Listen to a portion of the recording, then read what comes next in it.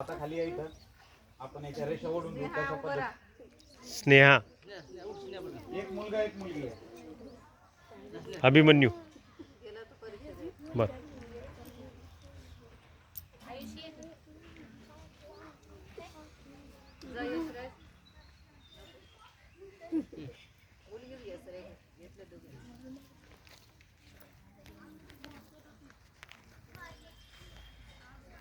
आता याला आपण गालिच्यावर कॅलिग्राफी असंही म्हणतो. एक प्रकारचा हा आपण गालिचा तयार करत आहोत. आता जे जे अक्षर आपल्याला लिहायचे त्याच्यासाठी प्रत्येक याला आपण वेगळे रंग देखील वापरू शकतो.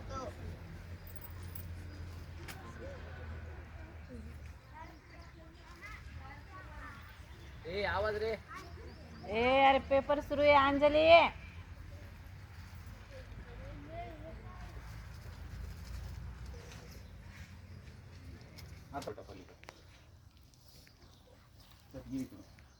आता दोरा पकडताना बोटामध्ये गुंडाळायचा, म्हणजे असं ओढला तरी आला नाही पाहिजे. गुंडाळ बोटामध्ये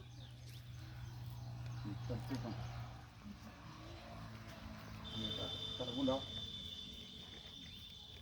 ठेवा खाली. सगळ्याला दिसतंय का? हा चला बस इथं घे. टेकव खाली.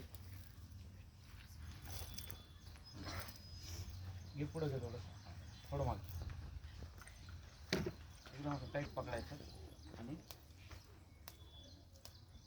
रेष दिसली का सर्वांना? आता बघा, आता माप कसं घ्यायचं ते मी तुम्हाला दाखवतो. आता आपल्याला टूल्स लिहायचंय आनंददायी शनिवार. काय लिहायचंय? आनंददायी शनिवार. आपण मीडियम अक्षरात लिहू. आता ही टूल्स घेतला आपण. आता तुम्हाला प्रश्न पडला असेल की आपण अक्षराची रुंदी जाडी कशी घ्यायची म्हणून, बरोबर? तर ही खालची जी बेस लाईन आहे आपली, पाया झाला, तर याच्यापासून वर 6 हे टूल्स आहेत का त्याचं माप घ्यायचं. कसं? 1 2 3 4 5 आणि 6 पकडायचे. आलं लक्षात? किती घेतले आपण वर? 6. पकडा.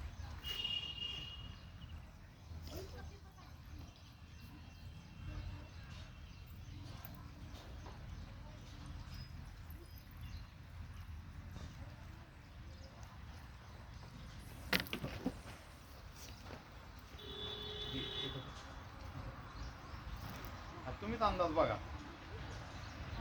घेतलं का? आलं का? आता हे झालं आपलं एवढ्या ह्याच्यात लिहायचं. आता बघा, अक्षरांना काना असतो, मात्रा असतो, उकार असतो. उकार डोक्यावर असतो का खाली असतो? आणि मात्रा कसा दाखवा डोक्यावर? कसा असतो? असा का? कसा कसा असतो मात्रा? कसा? आडवा. हा. तर मग मात्र्याला पण जागा लागणार आहे. तर मात्र्यासाठी काय करायचं? आपण किती माप घेतलंय? 6. मात्र्यासाठी 3 घ्यायचे. 1 2 आणि 3. इथे करायचे.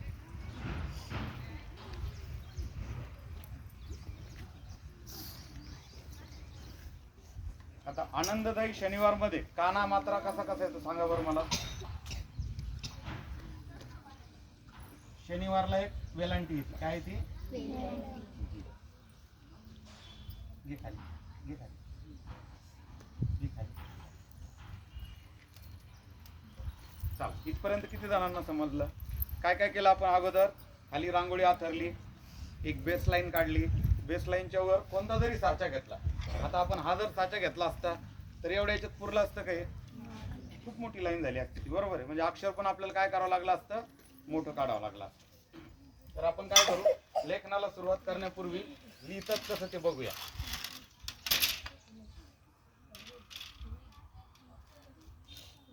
अगोदर तुम्हाला काही रेषा काढून दाखवतो.